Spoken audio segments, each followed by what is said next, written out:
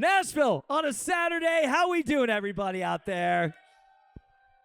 Appreciate you a lot more. We just had Very Gently come through. Appreciate that. I'm honored, stoked, looking forward to this. We've got not one but two legends within the music industry that are already on board, on stage. Didn't even let me introduce them. They just ran right on up here. First off to my left, John Feldmann, everybody.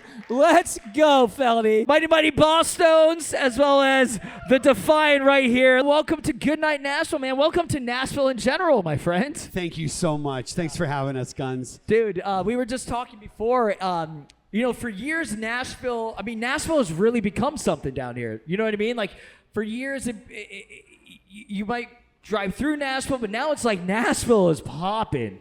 And you have to play Nashville. Tonight, you guys are going to be playing Marathon Music Works, which you can all come to tonight as well. It's going to be an absolute blast. We've got Unwritten Law with y'all, and it's a Sullivan as well. It's going to be an absolute great time. But talk to us about just Nashville and just being here and Jelly Roll and everything, man. I don't want to go against the host, but I feel like Nashville's always been something. You know? Woo! Let's hear it for Nashville. You know? Thank you, Dicky. This kid. You know, let me talk about ska in 1997, my friend. We came through Nashville. Did you? Yes.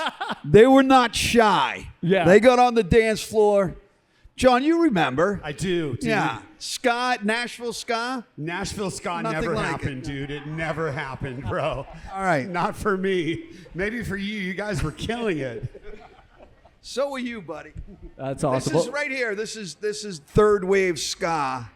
And if you know anything about third wave ska, here's your king right here. Here's your king John right Fel- here. no. Dicky Barrett No. from the fucking Bosstone. I was a mere duke. Legend. Fucking legend. That's great.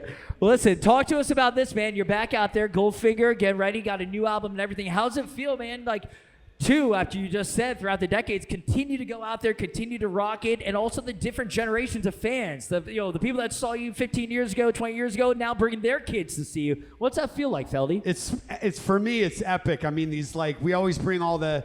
I always ask the audience, like, are you over 40? And it's like 90% of the room's like, I'm over 40. And then they always bring their kids, and we bring them on stage. And then Charlie takes off his pants, and it gets really weird. It gets super weird.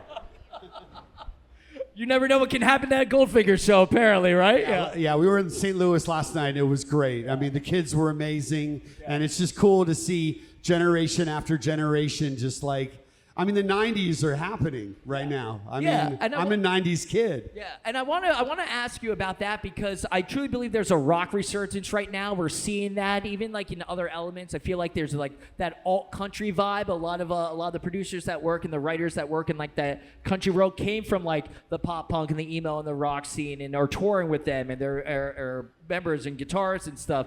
But there feels like there's definitely like a rock. I think there's a ska revival as well. What do you think that's about? Why is that happening right now? I truly believe people just want live guitars and live drums and they're tired of being bullshitted to. The short answer would be because ska is really good.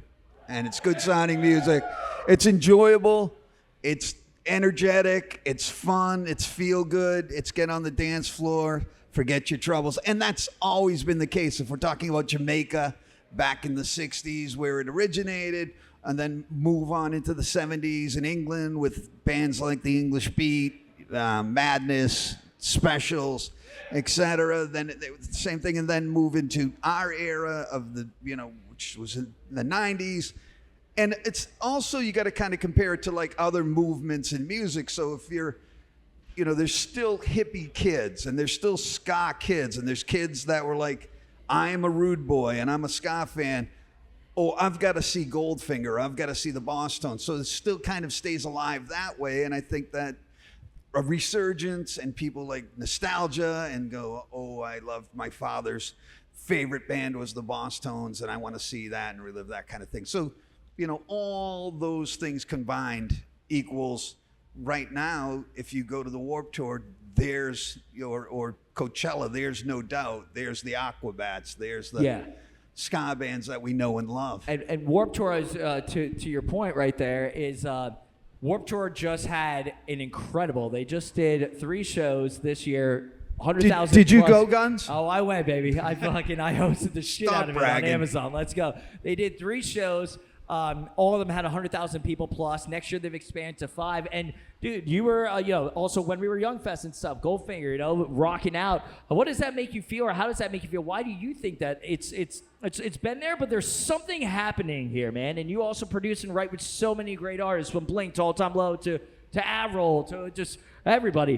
What do you think? What are you seeing, Feldy? Let me pick your brain a little bit. What do you think? I mean, I don't know if you'd agree, Dicky, but it's like we got in a van and we played shows. I've probably played 10,000 shows in my life. And I think the idea of a live show and just seeing actual musicians play their 100%. instruments is so much to do with it, And I mean, when we were young was great. It was 116 degrees on stage, and Tony Hawk came and sang with us, and I melted like the fucking the witch, I fucking melted. It was awful. But Warp was great. We're playing Warp Mexico this year. It's gonna be epic, dude.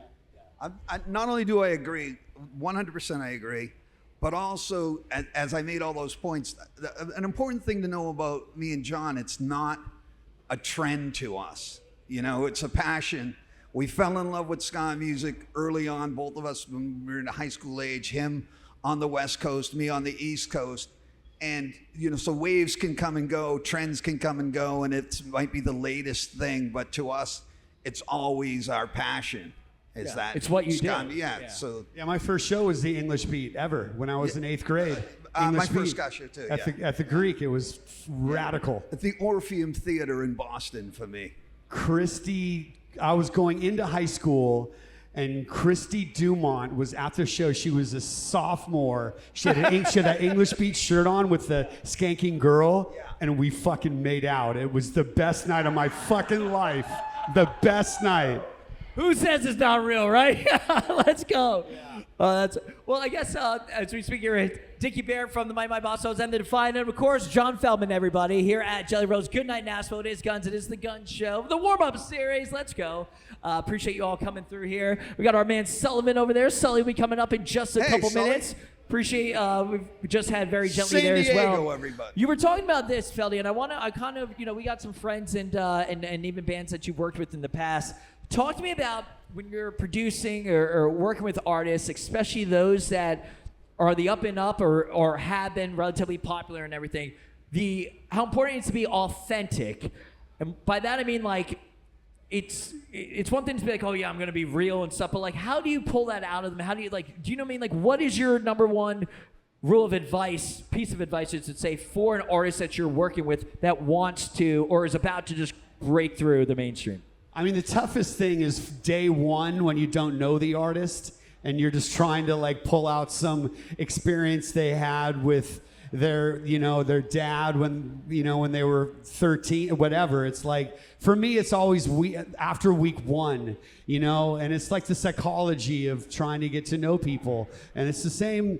I mean, it's always been that way for me, like just trying to get them to speak their truth and get them to have an honest performance. Do you have it's funny, I remember Tay from We Are the In Crowd, she was on years ago when you had worked with them, and she said that like you guys had worked together for a couple of days, and then you were like, you had like a sit down with her and was like, no, this is how you have to crack through this, and this is gonna make you this next thing. And she like gave you props live on air about that. So I definitely can attest to that. Do you have a story about like that of any artist that you worked with that like you're really proud of that they were able to break through or anything like that, or a fun story? I mean, there's so many, but I mean, Mark Hoppus and I are kindred spirits, and it's like first day working. I mean, Blink opened for Goldfinger years ago for like 2 tours, right? And so Mark and I just connected, and we wrote Bored to Death the first day. So I guess sometimes you just have this connection, and he's just a legend, man. And Travis came in and just did his thing. And I don't know why I'm in Nashville talking about punk rock. Like, I know my daughter loves Megan Maroney, but I don't got one fucking country bone in my body. Dude, I don't know anything about country music. That's all right, though, but right? I could get the fucking bass tone from Jealous Again, the Black Flag record. I could get that for you in a heartbeat. Like no that, problem. exactly, right? That's all right. We're in Nashville. We've got people from all over the country here. You know what I'm I know. saying? I'm kidding, It's a dude. city of transplants. Shout out to Megan Maroney, by the way. Big fan of her. I guess when you're looking at continuing out with this upcoming Goldfinger album, you put out countless albums. What makes this one different? What's your mindset in this one, or is it just let's go back and just do what it's all about and have fun and let it fucking rip? I mean, we just had a bunch of friends come out. Mark's on it, Travis is on it, Fiddlar's on it, Jim from Pennywise. Boy, don't you love that he can just casually name drop Travis Barker and Mark Hoppus from Blink-182 and be like, oh, they're on it. Like, yeah. I mean, that's My family, man. But I mean, it's literally. just like, we spent so much time on the road, and it's like, that's the thing. We grew up with those guys, so it's like... I grew up with them too. Yeah, but of course. It's like, if you're in a band and you're a new artist, like, go to every single show and just stand outside and busk. I mean, it's not brain surgery. Just busk. Earn one fan at a time by going to your favorite fan's show, your favorite band or artist or whatever, and just play your music and get out there. If you're locked in the studio writing, no one's gonna give a shit. You gotta be out there and put yourself out there, play shows, get in a fucking You know, van. Guns. You understand. Yeah, It's like, why? at one point, someone said to you, a talk show in a bar in downtown Nashville? That's insane. But you said, fuck that. I said, fuck I'm that. going to do it. Here to I'm do going to it. prove them wrong. we proved them This wrong. can We- happen. we did Just, who cares how crazy the idea is? That- Just do it. The DIY. Give it up for Guns, everybody. Dicky Barrett, let's go. 2026. What is my life right now, right? I ballin'. Let's go. I used to have Ballin' for sure, right? I used to have a patch on my JanSport book bag that was the Mighty Mighty Bosstones back in the day. Yeah. Tell the story, though. I don't know if John knows it, but how you won like a Blink 182. Oh, yeah. All right. Yeah. Were you lip syncing? Were you singing? No, Were you... so I was really This into is music. the very origin of Guns, and it's a great So story. I was pretty young, and I randomly got turned on to, or not turned, but Nirvana's Unplugged was randomly on TV.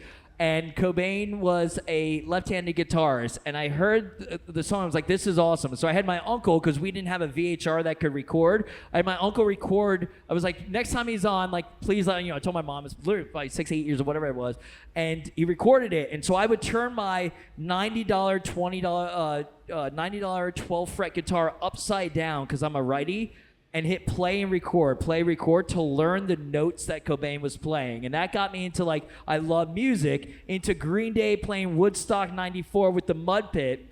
And then so that, like, got me into just loving music in the pop punk scene and finding out about Blink and more. And then MTV, when I was a sophomore in high school, I'm 15 years old, and they had a casting call to become Blink-182. There was a show called MTV Becoming, all right? And they had, like, become NSYNC, become Backstreet Boys. It was become Blink-182. And I'd never been to New York City before. Both my parents were teachers and stuff. They were like, what do you mean? You're going to go to college and become a teacher? You know, that kind of thing. I was like, fuck that. I hate teachers. You know what I mean? I love my parents, but, like, I was holding my pen wrong. You know what I mean? The whole thing. Like, I was not becoming a teacher. My sister was a teacher. No, not me.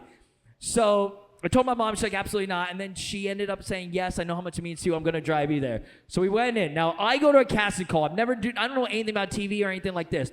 I showed up dressed like, all I know is it's going to become, so I dress like Tom. I bring my guitar with me. I'm the only one out of 350 people that brought a guitar. I dressed just like him. I ended up winning to become Tom You from Blink-182. dressed like Tom DeLonge, right? Yes, because that's who I went with. They patched us up. I ended up winning Blink-182 MTV show. Had a full 1 hour special. We redid the first date video. Chris Georgian was one of the judges and everything. But that really launched my career into TV. Because from then, a year later, a lot of those casting people, because they were like, dude, you love this music. Like, you go up and beyond every single taping. Matt Pinfield's there, the whole thing. That I was on Fuse Television senior year of high school and taking the train in and interviewing some artists from Barbados, is how the teleprompter read. That artist from Barbados was Rihanna. and it never would have happened unless you go out and do it. That's why I'm The all most about adorable DIY to story the death, in the world. dude. Give it up for no one Gunz ever, once again. Like you And never. Right you over here, with the hat on, that's Rick DeVoe. Rick DeVoe. And he's the manager. He was the manager for Blink 182. He founded Blink 182 through over all there. of So give him. all of the Blink years, the small things, all of the right there. And then he met Gunz, and Gunz told him that story, and he said, "That's ridiculous. Why did you?" Yeah. But my point is, I just got really deep right there. I'm sorry, Nashville. There's a bar right there if we need to cry our tears out. I'll see you there in 10 minutes. Do you mind if I bring Sullivan up? And we're bringing give him up in 1 minute. I just want to ask you this. And we have Sully there. I want to ask you this, though. I want to ask you about that DIY thing, which I just kind of explained, because I truly, if there's any advice that I give to people out there, it is about DIY. I say from a fan to the fans. That one person that you will talk to for 5 minutes after a show, now with social media, they post about it. 5 people, their 5 friends will listen to that song, and next time you're in town, they might bring 5 of those friends with them, and that's how you expand out. We saw it very gently earlier today and how they were talking about the buzz that's been happening. Talk to me about how important this is. Nothing's handed to you. Fuck the algorithm because it's not guaranteed. Yeah, I loved your story, man. My dad was the last man to contract polio in America, so he was in a wheelchair his whole life, and he used this virus, he used his mind to combat it. He became a nuclear physicist, right? Smartest guy I've ever met, and he only let us listen to musicals when I was growing up. So it was just like Oklahoma and Sound of Music, which is definitely why I became an alcoholic for sure later in life. But it's like, he always said, he was a really strict guy. He was like, if he told me I was gonna grow fucking hair on my palms if I jerked off. And I shave every day still to this day. I shave my palms. But dude, he said, you are never going to make it in music. Over and over, you are never going to make it. And it's like that drive of having to prove him wrong was the beginning of it. But then there's so many levels. Like when we opened for the Sex Pistols, when they got back together in '96, every night some Sex Pistols fan would fill a bottle of beer with their piss and throw it on me. First song. And I learned to stay and hold my ground and not leave. And I'd be like, all you fucking idiots that liked the Sex Pistols in the fucking 60s or whatever the fuck, you're gonna like my band by the end of the show. You're gonna fucking throw something different at me, And I'm even playing the Middle East back in the day. It's like, there were so many rivalries, like the East. That's a club in Boston, the Middle East Club. Not the actual Middle East, the Middle East Club. Middle East Club, yeah, sorry. John, do we like your father or not like your father? I started out feeling bad for him, and then at the end he told you, you're never going to make it. He's dead. Well, okay. Okay. So there you Thanks, go. Dicky. Can't win them all. Away with the... Dude, there was this thing that happened. We played the Middle East Club, and this old hardcore dude comes up to me after the show and wanted to fight me. He goes, you're not the fucking Mighty Mighty Bosstones. Fuck you. I'm like... We're not, dude. We're not. That was my father. I'm sorry, John. I'm sorry.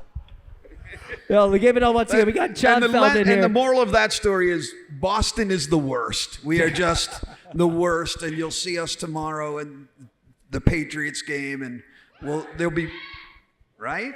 Patriots, right? I want to introduce Sully 1 second. Dicky, let's ask you this. Talk to us about the Impression That I Get era.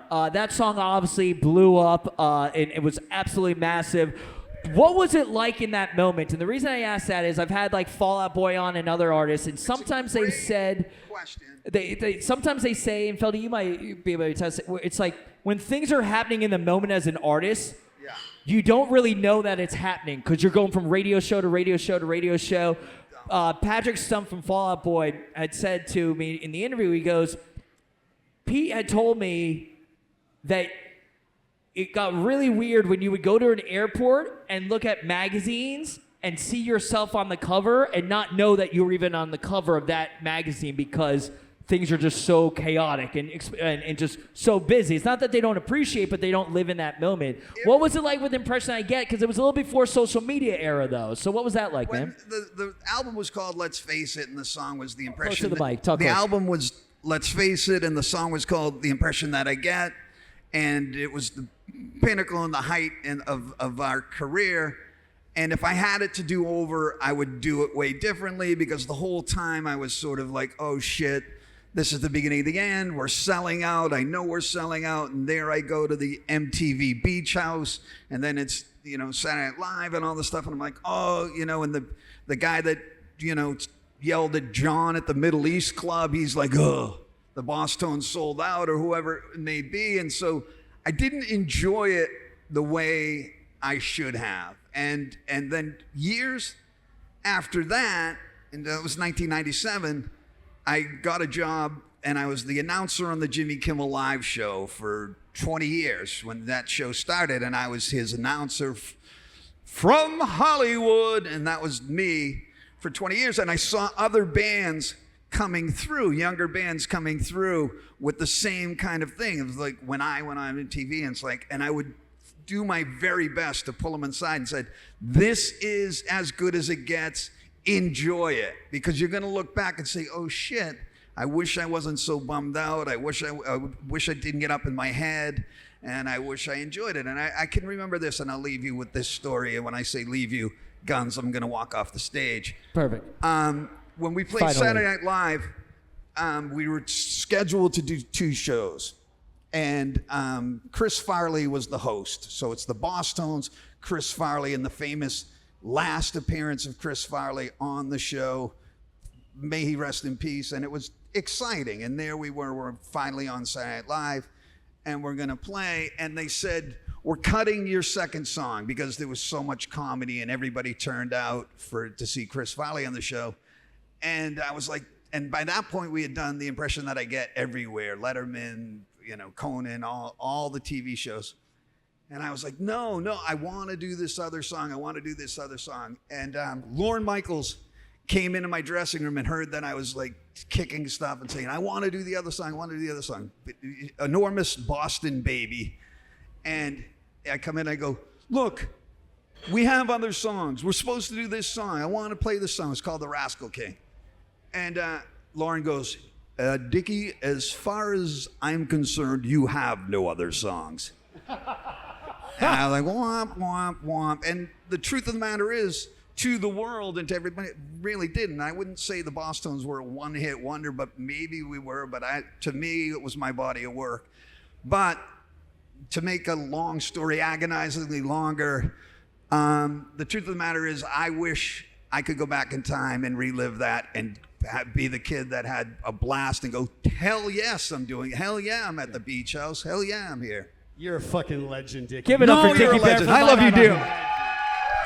Well, it's funny you say that. I love these guys very, very much. They're both incredible guys, and this is a friend of mine right here. It's funny you say that, because our man right here, Sullivan, who's going to be opening for Goldfinger. Sully, come on up here. Sully actually covered The Impression That I Get. Why? And kind of gave it a second birth, man. And actually, you've been known to perhaps come out with Sully when he performs the song live. So give it up for our man Sullivan right here. Sully's right here, everybody. From San Diego, California, ladies and gentlemen. Appreciate you and Feldy have to share a mic. How are you? Actually, take it from Good, Dicky. man. I can't stand listening to his accent Dicky, anymore. stay up here. Goddamn, I'm a Yankee fan. Get out of here. No, you can chill. It's all good. Anyway, give it up for Sully. What's up, buddy? How are you, man? Good, man. How's it feel Good to being see you. on tour and everything, dude? What's up, Nashville? Yee! 10-7 Denver right now. Oh, my God. There you go. Sully, talk to us about this. Sully, give us a little bit of your background career. You're opening up for Goldfinger right now. Like you said, you've got a lot of originals. You got some great songs. You worked with Feldy on some songs. The impression that I get, it's been ripping, kind of giving you that. You played Bourbon and Beyond down here as well. Talk to us about this. So we were this really popular cover band in San Diego, and all of a sudden I get introduced to the guy who founded Blink-182. The next thing you know, he says, I want to manage you. I said, I'm 86 years old. He says, let's not lead with that. So after that, he introduced me to Rome from Sublime, who lives right here in Nashville. 6 months later, I was out here in Nashville writing 14 songs with Rome. Got to produce some of those things. We got a movie thing with Tyler Perry. Got a couple popular songs there. But Rick said, I want to take you guys in another direction and go into sort of an alt ska, reggae sort of feel. He says, there's this guy named John Feldmann. I said, I know exactly who that guy is. So this year, John and I wrote 10 songs. 10 together? songs you guys worked together? Hell yeah. And in the middle of it, with the label people that we were with, so they wanted us to do a cover. And I said, man, I spent my whole life listening to Impression That I Get. And I was doing radio and television at the time in San Diego, and that was our rejoiner music coming back from commercial breaks. John and I, at the end of a gnarly session, probably 6 hours, exhausted, he says, let's just sing it through. And we did it, and it freaking killed. And as we listened to it, they wanted to do a video, and I said, wouldn't it be wild if at the end of the video, you just saw a set of hands like this that were looking at the iPhone, and as you panned out, it was the guy who sang, I didn't even know the guy's name. You know, the guy who sang Mighty Mighty Bosstones? They say, yeah, we know Dicky. 2 weeks later, Rick and I are in Sedona. Was it Sedona? Filming that shot, and Dicky and I became the best pals ever. And then the three of us got together and did another song. But it was a crazy, crazy ride. And this guy is as much to do with it anything. The one that was able to make it happen. Yeah. I mean, he's big brother in me, although I'm older than him. And it's such and that's once again, that's the beauty about that kind of scene and that kind of music, and just that ethos, the ethos, I guess, that we all grew up with. Would you agree, Feldy? Where it's like help other people that are also like good people. You know what I mean? I mean, people always say drive and ambition are the main key factors, not necessarily talent comes like fifth or eighth. It's really networking. It's networking, man. It's like, how do you open for your favorite band? You become friends with your favorite band. You go to their shows. You know, I mean, sure, there are things when I look at my life that came, I was still selling shoes, and they started playing Here in Your Bedroom on K-Rock. I was in my Dodge Colt that had one of those fuzzy steering wheels that I had ripped off, and it was like summer in LA is like 100 degrees, so the glue would stick, my hands would get stuck to this after I'd shave them. They'd stick to the fucking steering wheel, and I heard it on K-Rock, and that for me was like, K-Rock is like the biggest back then, was the biggest thing in LA, and it's like, I heard that, and I'm like, I mean, that moment, and then Tony Hawk putting us in Pro Skater was huge, you know, those moments. But I had to continually grind in between it, you know, continually play shows. I mean, we played 385 shows in '96. We kept touring. And I love that you said that, because earlier, and we still have, you know, their family and other friends are here too. We had Very Gently here, and they're a band that's been around for about 2 years, but they were in solo projects and grinding it out. And they're in a van right now, but they're playing the Ryman tonight. You know what I mean? And they're going like, that's fucking sick. You know what I mean? Because then they are going out and meeting every fan afterwards, and like, you know, it's kind of about that. And they are like, you know, Andrew was a friend of theirs, and Andrew brought them out, and it's kind of that thing. It's just don't be an asshole. You know what I mean? Like, don't be a bad person. Like, good things, like karma will always come back around. I feel like in this industry. So as long as you're good with people, I feel like it's better to be that way than not. Would you agree? 100%, man. I mean, it's like I've had I remember when I was working at Warner Brothers, and I'd signed The Used, I'd signed Story of the Year, and then we signed My Chemical Romance, and it was like this big moment that happened at Warner Brothers, right? And it was like all of a sudden it went away with like Swedish House Mafia, dance music started dominating 10 years later. And my manager told me, he's like, you got to become a DJ, bro. Start DJ Feldmann or some shit. And I'm like, I don't think that's gonna work. No. But it's like I kept going anyway. And it's like I always say I love my life, whether I hate my life or I love my life. I say I love my life to trick my mind on those bad days. Because everyone has bad days, and everyone has that dude in their life that says, you should be DJ Feldmann. And you just gotta like, you know, just quiet that white noise. And it's like the only way is positive mental attitude. It's the only way. What's the alternative? Complaining? I'm fucking 58. What do I have to complain about? My kids are healthy. My wife hasn't cheated. She's here somewhere. I don't know. She's out on Broadway somewhere. In the bar downstairs. So I guess tonight could be the night for some lucky devil. But Sully, that also goes to you, the fact that, like, you know, the music stuff's starting to happen right now. Let's be honest. I mean, those pants look a little tight on you. You know what I mean? So, but it shows that the dream is still alive. You know what I mean? No, but even that though, man, that things are happening for you right now. These are my grinding pants. Number one. You're with Big Noise Music. Things are happening. It's about that. You knew that you love music. It's about being user friendly when you're playing with guys like this. And like he said, it's one fan at a time, one T-shirt at a time, one hat at a time. I remember last night we were in St. Louis, walked out to the merch booth, got dinner. I came back to the merch booth. I think we sold 3 T-shirts and a hat, and I signed every one of them. And every one of them is. I'm thinking I'll get 4 fans for life there, little by little, every time we play that. But I'll tell you, when you were talking about the first time you meet somebody, I remember the first time we met each other, and 30 seconds in, we start writing. And honest to goodness, I think 20 minutes later, we came up with, I think, our opening song. Tonight or something very close to that, and it's the chemistry is a big part of it, but it's also about that enthusiasm thing, because I didn't think I had enough talent to be in the same room with this guy. Yeah. But you got a fantastic voice, brother. Thanks, man. I mean, it's like discover your superpower, and I discovered mine when I was 12 when I wrote my first song. You know, it's like I wrote that first song, and I'm like, this is what I want to do, and I just kept my blinders on and went. Did you tell the story? Did he tell the story about? He worked at a shoe store and he slipped a cassette in a box. Did you tell that story? No. You might as well talk to us. You gotta say the story. You know, it's like we have to like our you know between like our dreams and reality. It's like sometimes you have to work that get well job. And I sold shoes for a long time, you know, in Santa Monica, and it's like this guy came in and he knew me from Goldfinger, and he goes, "Dude, I know you from your band. What are you doing?" I'm like, "I'm selling shoes, bro." Like, what do you think I'm doing?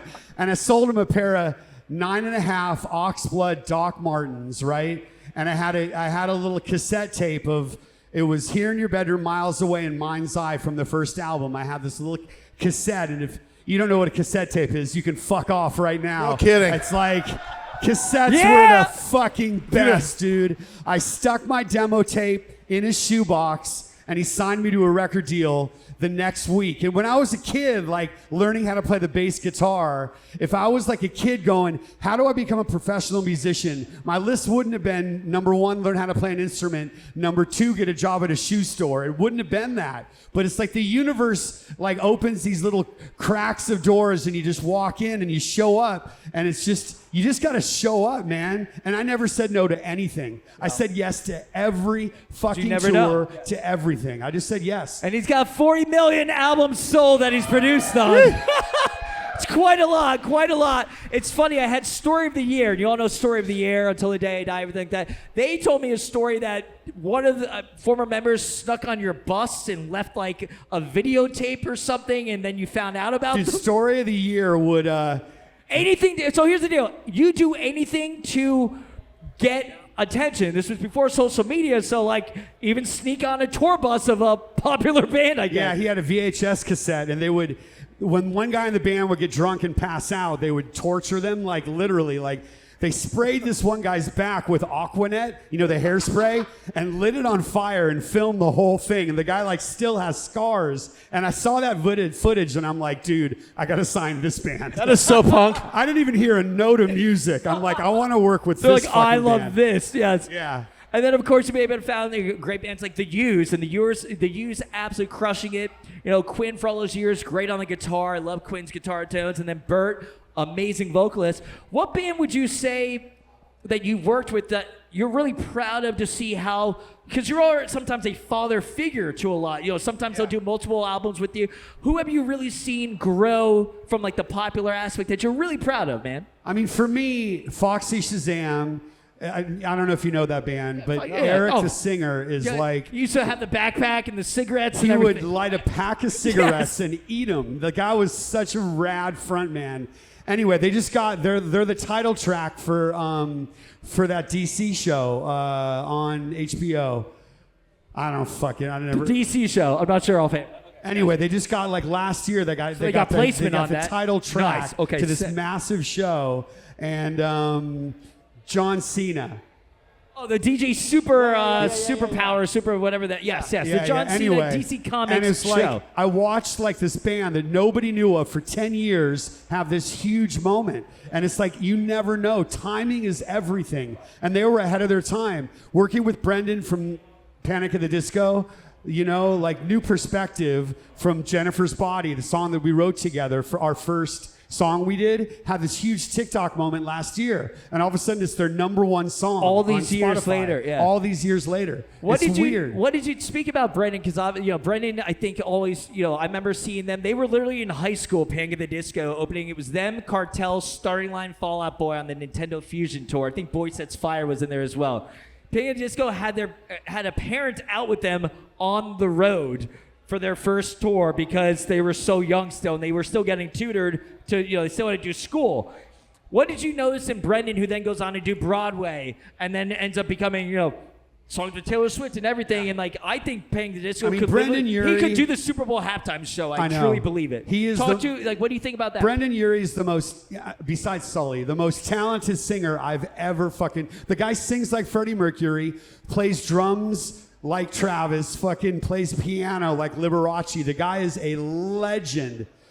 But I still crush him at ping pong. I crush him at ping pong. You've got one up on him, absolutely. No, he's the most talented guy I've ever worked with, and it was an honor making Vices and Virtues. It was such an honor. We're here at Jelly Roll's Goodnight Nashville. We had Dicky Barrett earlier. We got our man Sullivan over there. Make sure to follow him, Sullvn. He'll be opening for Goldfinger later tonight at Marathon Music. We got John Feldmann here. We do have some friends. We got some friends that you've worked with as well as others in the music industry out there. So I want to ask you about this because some of them are writers and producers.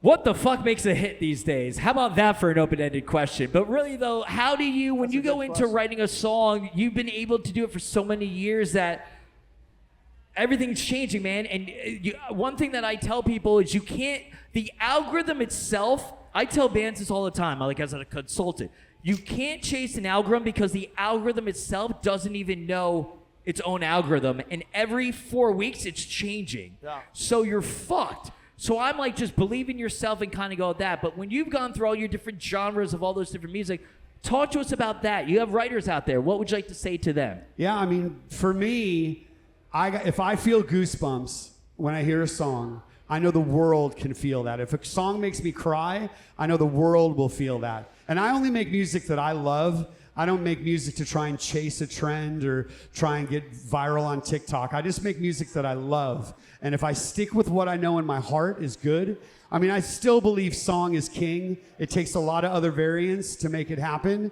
But it's if you've got a great song and you're willing to, I worked a lot with Youngblood, and it's we watched Dom, kind of just take over. And he's hitting every one of them. He's never stopped touring, never stopped writing, and he's never stopped posting. The guy is constantly in your face. And whatever the naysayers may say, the guy's winning. He's fucking winning. And he's grinding. At least he's putting it out there. You know what I mean? It's better to be out there, and the shit talkers might still shit talk, but hey, at least he's still believing in himself. He did the Aussie stuff. He's Motley Crue. Stop overthinking, man. Put out music. Just put it out. It's people are so scared to be judged. But if you feel it in your heart and you know it's what you want to do, put it out. You can always put something out after. One thing I loved about you is you kind of have set the tone or throughout the time of being the forefront of what's about to hit. And what I mean by that is when the 1975, I remember seeing them in Austin, South by, when they were literally in the back of a backyard, and they didn't even have the EP out yet. And I was I fucking love what Matty Healy sounds like, and they had 3 songs and 2 cover songs out at the time. They had nothing. And they become the 1975, and when they start breaking, it was them at the top, and then you had that next layer of bands that kind of wanted to sound like them. But if you were that 3rd or 4th tier, you're already done. Especially back then when your album cycles are 6 months to a year and a half. It's unless you get that breakout hit, which a lot of them can't, you're not going to be 1975. And 1975, by the way, has already moved on by then. So what do you see about this when album cycles are quicker, or a hit could be on Friday, but by Monday it might be gone? What do you say? What's your advice on that, or what do you think? Look, the scary part is when you listen to New Music Friday and you've got the best writers and the best producers competing against each other, song after song. But the truth is, to thine own self be true. If I'm true to who I am, it doesn't really matter. Because on, New Music Friday, you've got Taylor Swift and you've got Turnstile and Bring Me the Horizon and Megan Maroney. It's it doesn't if you're chasing the latest sound these days, it's never going to work, ever. So just be true to yourself. And the rest, like they say, is history. You know what I mean? And success, as they've been able to say it. We appreciate everything going on right now. I do want to say this. Appreciate John Feldmann. Sullivan, by the way. Sully and I and Dicky Barrett have a show called Behind the Scene that is going to be launching very soon. And it's going to be absolutely great. We've been filming multiple episodes. We're filming more. It's going to be available probably on your TV nationally very soon. So we're looking forward to that. We've had some great guests. Sum 41. Feldy did some stuff with us earlier and stuff as kind of I want to say something. A pilot to it. And so I want to say this, though. Like Dicky say Barrett, wait. Sully, and myself, 3 different kind of viewpoints on music business industry. There's something for everybody in there, whether you're 20, whether you're 50. And it's really great how we're able to look at different things. I'm talking about, ticket prices are way overblown. So it's like, all right, well, fuck it. Let's bring on one of the heads from Live Nation and be like, dude, what are you doing? But on the flip side, have a band member to be like, I didn't know that's where $18 of my $30 ticket was going. A really insightful conversation. So definitely check it out. It's called Behind the Scene. It's launching soon. Make sure to follow us all around. It pulls the covers back on the music business and stuff that we all want to know. But I just want to give it up for Gunz. You do more, I swear to God, you do more for people trying to break it in the business. The guy came out to Feldy's studio and watched us write a song with Dicky. I mean, he took a whole 3 days out to come out just to watch the process so we could talk about it. Give him a hand, because this guy's bringing new music. Appreciate y'all. I love Sully, love Dicky Barrett, of course. You can check them out later tonight, Marathon, and Goldfinger's got a new record. Final thing, what would you want to say to your fellow cohorts, your friends, everything out there, just people in general, those that know who you are, those that don't know who you are, those that might be struggling, because writing is hard these days, man. It's hard to be in a fucking band. A lot of competition out there. What do you want to say from a man that's seen and done it all? Let's go. I love my life. Yeah. Let's fucking go. John Feldmann, Sullivan, my name is Gunz. Thank you, Dicky Barrett. Thank you very gently playing the rhyming tonight with Rustin Kelly, baby. My name is Gunz. Follow me, please. The Gunz Show. Shout out to Chase and everybody from Jelly Roll. Goodnight, Nashville. We love you. Bar's open. Let's drink. Peace. Brendan Urie's the